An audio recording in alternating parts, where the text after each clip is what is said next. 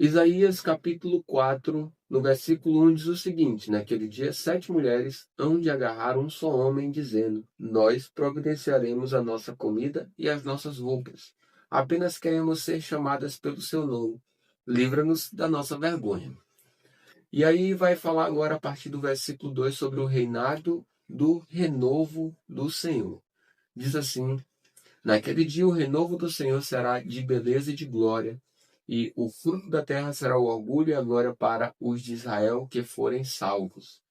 Os restantes de Sião e os que ficarem em Jerusalém serão chamados santos, isto é, todos os que estão inscritos em Jerusalém para a vida. Naquele tempo, o Senhor lavará a impureza das filhas de Sião e limpará Jerusalém da culpa do sangue que há no meio dela, com o espírito de justiça e com o espírito purificador. Sobre todos os lugares do Monte Sião e sobre todas as suas assembleias, o Senhor criará uma nuvem durante o dia e fumaça e um clarão de fogo aceso durante a noite, porque sobre toda a glória se estenderá uma proteção. E haverá um tabernáculo para a sombra contra o calor do dia e para refúgio e esconderijo contra a tempestade e a chuva. O capítulo 5 de Isaías fala sobre a parábola da vinha, a partir do versículo 1 diz: Agora cantarei ao meu amado o seu cântico a respeito da sua vinha. O meu amado teve uma vinha numa colina fértil. Ele cavou a terra, tirou as pedras e plantou as melhores mudas de videira. No meio da vinha, ele construiu uma torre e fez também um lagar. Ele esperava que desse uvas boas, mas deu uvas bravas. E agora, ó moradores de Jerusalém e homens de Judá, peço que julguem entre mim e a minha vinha. Que mais se podia fazer à minha vinha que eu não lhe tenha feito? E como esperando eu que desse uvas boas, veio a produzir uvas bravas? E agora lhes darei a conhecer o que pretendo fazer com a minha vinha. Vou tirar a cerca que está ao redor, para que a vinha sirva de pasto. Derrubarei o seu muro, para que ela seja pisoteada. Farei dela um lugar abandonado. Não será podada nem cavada, nem crescerão nela espinheiros e ervas daninhas. Também darei ordem às nuvens, para que não derramem chuva sobre ela. Porque a vinha do Senhor dos Exércitos é a casa de Israel, e os homens de Judá são a planta preferida do Senhor. Este esperava a retidão, mas eis aí opressão. Esperava justiça, mas eis aí clamor por causa da injustiça. E agora o contexto, a partir do versículo 8, é: Ai dos maus. Diz assim: Ai dos que ajuntam casas e mais casas, reúnem para si campos e mais campos, até que não haja mais lugar, e ficam como únicos moradores no meio da terra. Eu ouvi o Senhor dos Exércitos dizer isto: Na verdade, muitas casas ficarão desertas, até as grandes e belas ficarão sem moradores. Uma grande vinha produzirá somente alguns litros de vinho, e um saco cheio de semente não dará mais do que alguns quilos de trigo. Ai dos que se levantam pela manhã para logo se embriagarem, e continuam até alta noite, até que o vinho se esquente. Liras e harpas, tamboris e flautas, e vinho não faltam nos seus banquetes, porém não consideram os feitos do Senhor, nem olham para as obras das suas mãos. Portanto, o meu povo será levado cativo por falta de entendimento. Os seus nobres passarão fome, e o povo simples morrerá de sede. Por isso, a sepultura aumentou o seu apetite e abriu ao máximo a sua boca. Para lá desce o esplendor de Jerusalém, e a sua multidão, o seu ruído e os que nela se alegram. Então o povo será abatido e as pessoas se humilharão, e os olhos dos orgulhosos serão humilhados. Mas o Senhor dos exércitos será exaltado em juízo. Deus, o Santo, será santificado em justiça.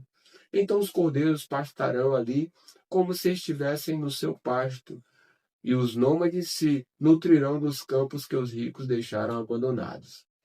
Ai dos que puxam para si a iniquidade com cordões de injustiça, que puxam o pecado como se faz com as cordas de uma carroça, e dizem que Deus se apresse e termine logo a sua obra, para que a vejamos, que se aproxime e se manifeste o conselho dos santos de Israel, para que o conheçamos.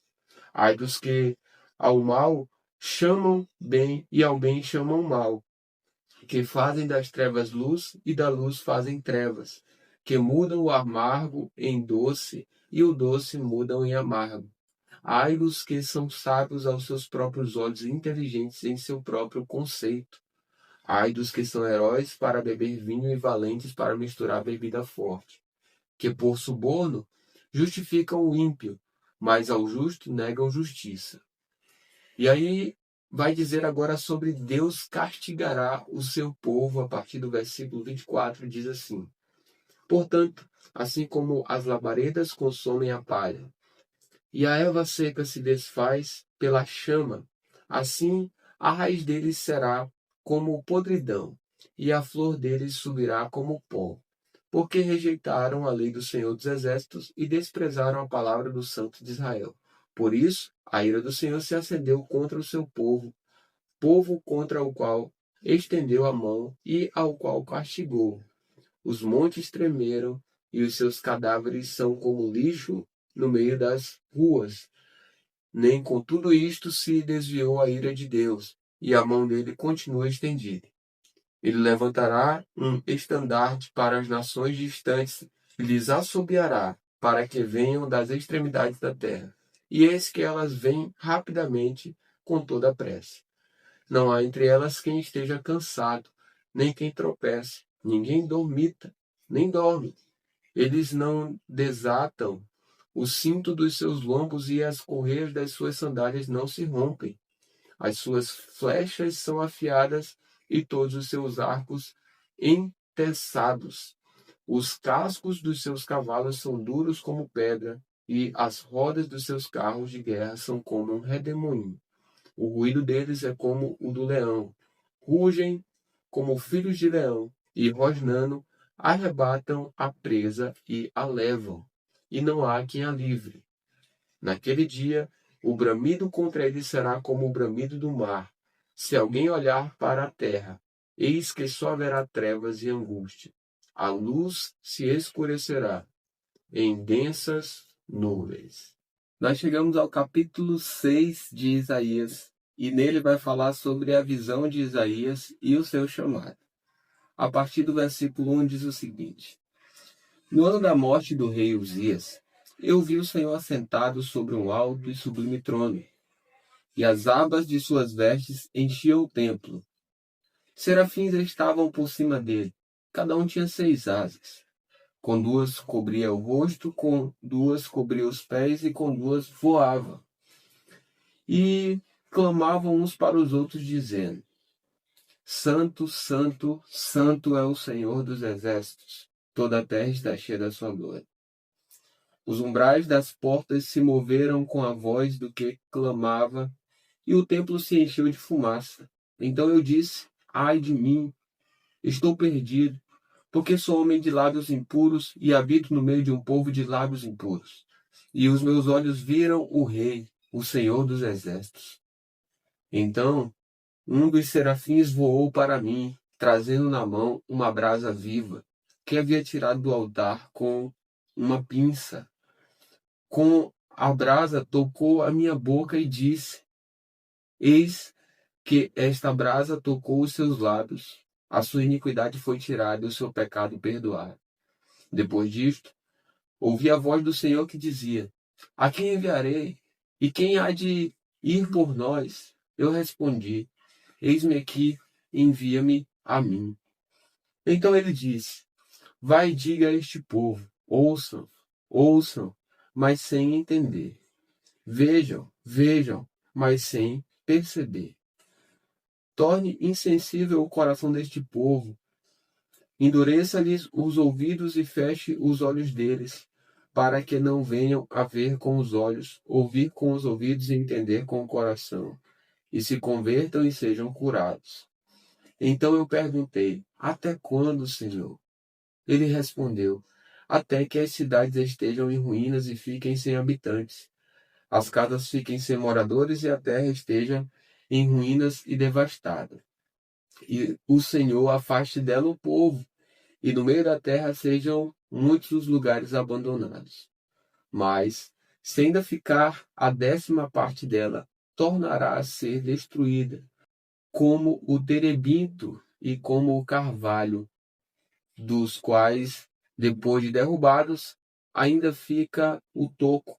Assim a santa semente será o seu toco.